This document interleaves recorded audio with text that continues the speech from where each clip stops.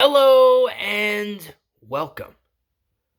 The Carolina Panthers back in the news today. They have traded defensive end Brian Burns to the New York Giants. And I don't get it. I don't get it for the Giants. For the Carolina Panthers, I understand. Dave Canales coming in. You're just there in a fire sale. And the fire sale is in full effect. Right now, the Panthers don't have a lot of draft capital, so they're selling off assets, trying to get draft capital, trying to get pieces, trying to get an opportunity to get pieces in place to rebuild this team, fix this roster. I understand. That all makes sense to me. So yes, Brian Burns, one of your best players, maybe the best player you have on your team. You're going to get rid of him for a second-round pick. I understand. The Panthers are not a team that's really in a position where they need a Brian Burns, right? Brian Burns is a young, talented player, but he's expensive, as shown by the contract he just signed with the New York Giants, right? 5 years, $150 million. Fairly expensive player.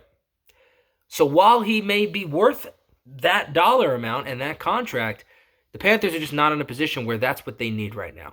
So I understand from the Panthers' perspective, you're getting rid of assets, you need draft capital. I get it. But that begs the question, what does this do for the Giants? Because the Giants, to me, this is a move. It's the style of move that a ready-to-win now team makes. If you think your team is on the cusp and you believe that, listen, we're a player or two away, you go out and you give up draft capital and you go ahead and make sure you get veteran pieces or experienced players who, yes, you may have to pay big dollars to, but you know what you're going to get on Sundays.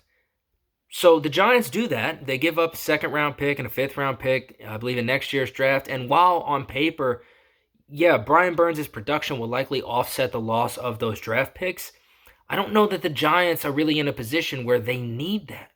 I don't know that they're a team that is ready to win to the extent where they need an elite dominant edge rusher. And to me, if you're going to be trading draft assets away to bring in a player that you have to pay $150 million to and you're committing to for 5 seasons, at least the next few seasons, you kind of got to be on the cusp of something. And maybe the Giants know something we don't. Maybe they're viewing themselves differently than other people around the landscape of the league are viewing them. Personally, I can only speak for myself. I don't view the Giants as being a few players away from being a championship contending team. I think they have a lot of holes. I think they have a lot of questions.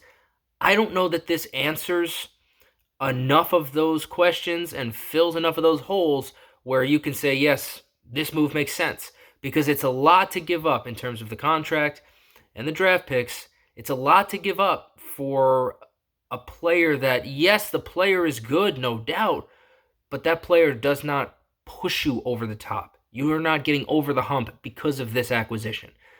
So I'm not sure. I don't know that it makes a lot of sense for the Giants. For the Panthers, again, I totally understand it. You're just cleaning house. You're essentially all non-essential personnel. Goodbye. That's where the Panthers are. For the Giants, I almost feel like they should be in a similar frame of mind, and yet they are operating as if they're right on the cusp of a potential playoff berth and a potential playoff run, and I don't see that as the ceiling for the New York Giants the way the team is currently constructed.